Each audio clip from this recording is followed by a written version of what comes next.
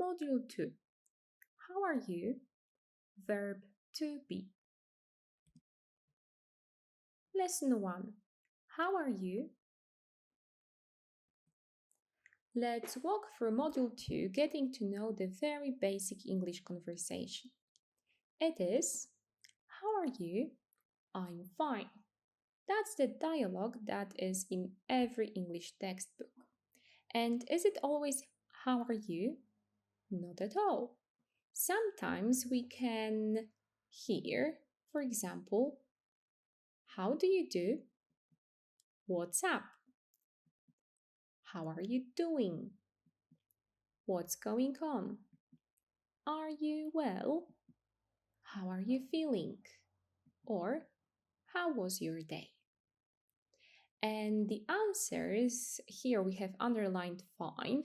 The answers also might vary. Let's go from the most negative one to the most positive one, step by step. We can say I'm sad, angry, or hungry, or tired. So. This is neither negative nor positive, just like so. Not bad, going into more positive answers.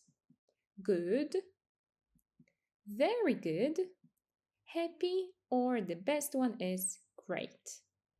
Okay, so here we go with different options how to answer this one question.